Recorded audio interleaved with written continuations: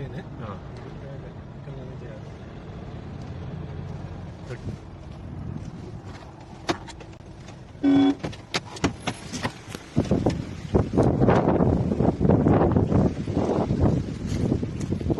आराम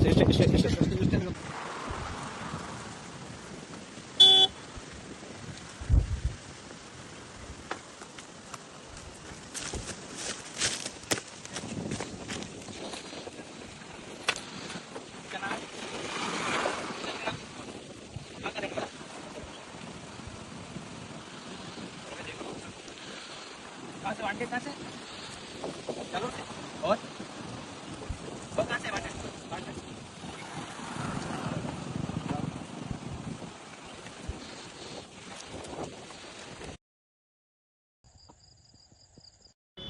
की सफलताओं का सिलसिला लगातार जारी है।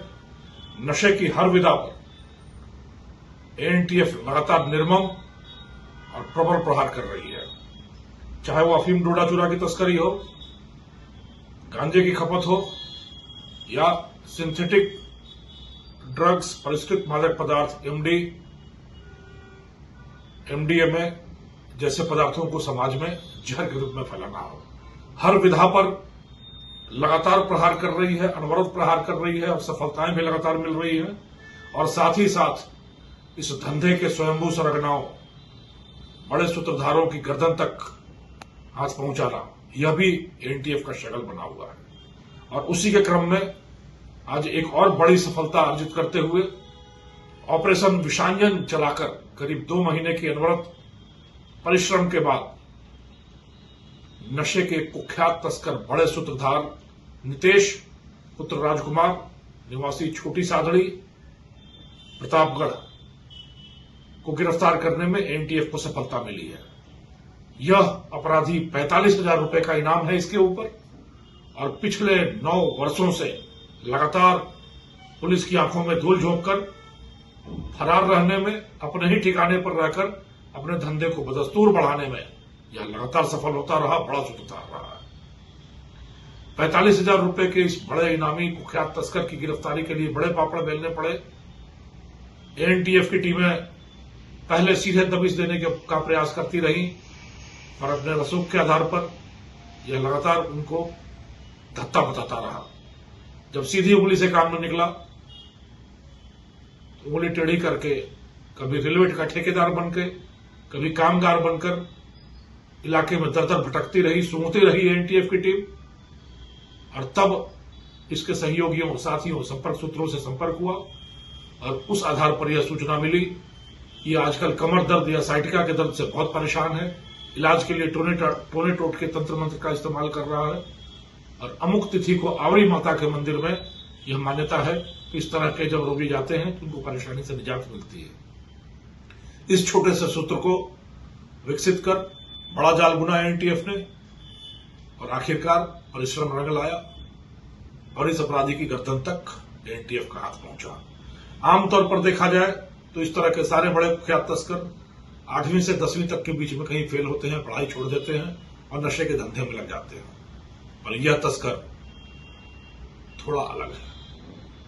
बीकॉम तक की पढ़ाई की,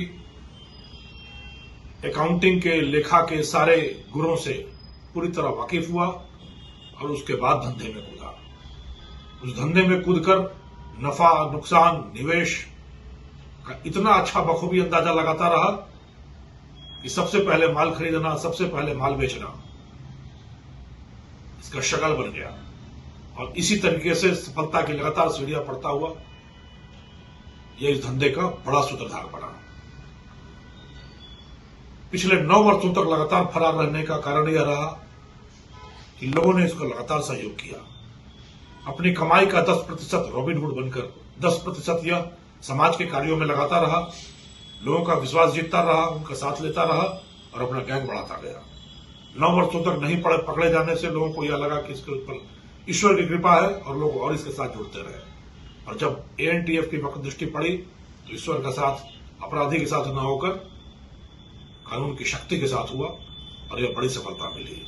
इस तरह के बड़े बड़े स्तंभ, नशे के बड़े सूत्रधार लगातार धराशायी किए जा रहे हैं, उनको उनकी मंजिल जेल की सलाखों तक पहुंचाया जा रहा है पर हमेशा प्रयास यह है कि युवा पीढ़ी इन तस्करों के दिखाए रास्ते पर, चमक धमक के पगडंडियों पर न चले, अपने परिश्रम से, अपनी मेधा से, अपने पराक्रम से, अपने शौर्य से अपनी मंजिल को पहुंचने का प्रयास करें, पाने का प्रयास करें और उस मंजिल को पाकर उस मंजिल का आनंद लें, न कि इस झूठी चमक धमक और चकाचौंध के पीछे भागकर जेल की कोठरी के पीछे, जेल की सलाखों के पीछे अपना जीवन बर्बाद करें। युवा पीढ़ी से हमारी विनम्र अपील है कि सही रास्ते पर चलें, सही मंजिल को पाएं और सही आनंद का लुत्फ उठाएं। इन तस्करों के पीछे कमर कसकर कटिबद्ध होकर पूरी एजेंसियां पड़ी हैं और बहुत शीघ्र हम लोग राजस्थान को नशा मुक्त कर सकेंगे। धन्यवाद।